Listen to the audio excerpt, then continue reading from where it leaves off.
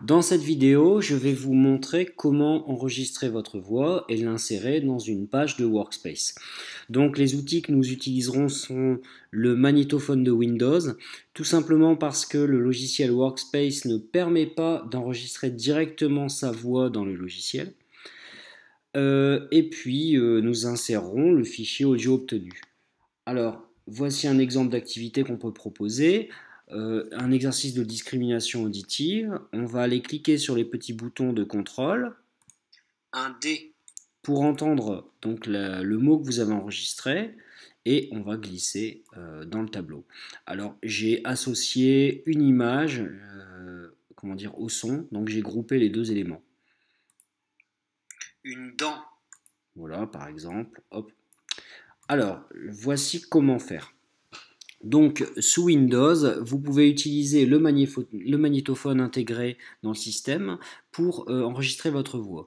Alors, pour obtenir le magnétophone, vous cliquez sur le menu Démarrer, vous le trouverez dans Programmes, Accessoires, et donc vous aurez Magnétophone. Alors, vous pouvez aussi le trouver en cliquant dans la zone de recherche, vous tapez Magnétophone, il va vous le trouver. Et enfin, si vous êtes sous Windows 8 et que vous n'avez donc plus de menu démarrer, il vous suffit de mettre votre curseur en haut à droite de votre écran, puis de le descendre pour faire apparaître cette barre.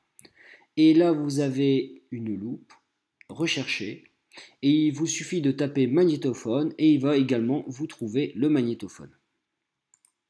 Donc là, je vais lancer le magnétophone. Voilà, donc j'obtiens cette petite barre. Alors là, on voit le niveau sonore enregistré. Enregistrement et prononcer le mot gomme. On y va. Une gomme. Voilà.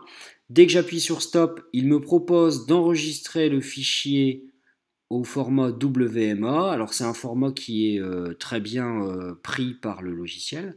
Donc je vais l'enregistrer à un endroit où je suis susceptible de le retrouver tout de suite. Donc je vais aller l'enregistrer par exemple dans Documents. Voilà, hop. Et je vais renommer mon fichier. Je vais l'appeler une gomme. Voilà. Voilà, je vais fermer le logiciel. Alors maintenant, je vais insérer mon fichier. Alors pour insérer le fichier, soit je vais le rechercher manuellement avec mon explorateur de fichiers. Donc j'ouvre l'explorateur de fichiers et je vais le chercher là où je l'ai enregistré. Donc je l'avais enregistré dans Documents. Et là, on voit une gomme. Voilà, ça y est. Donc ça, c'est d'autres enregistrements que j'avais fait précédemment. Donc je vais faire un glisser-déplacer sur ma page. Et hop, j'obtiens mon fichier. Voilà. Alors, je pouvais le faire autrement, hein. Je pouvais passer par la boîte de dialogue, ici la boîte à outils, et chercher fichier audio. Et là, aller chercher manuellement dans mes dossiers le fichier qui m'intéressait. Donc, le fichier gomme. Alors, je ne sais pas si j'en ai un autre.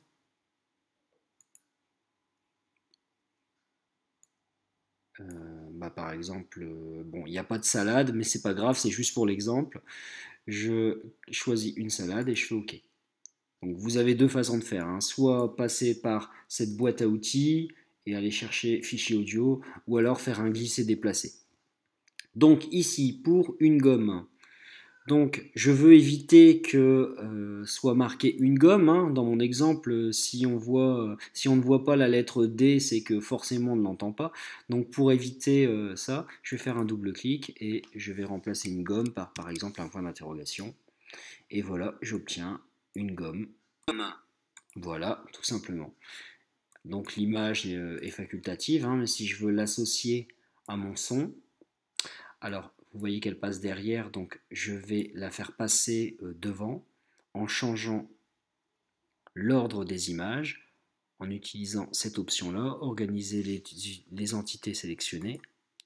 Je vais le déplacer à l'avant, et puis je vais grouper les deux éléments, donc je clique sur la première, la deuxième, et j'appuie sur grouper. Donc voilà, et je n'ai plus qu'à déplacer, et j'ai un groupement. Voilà.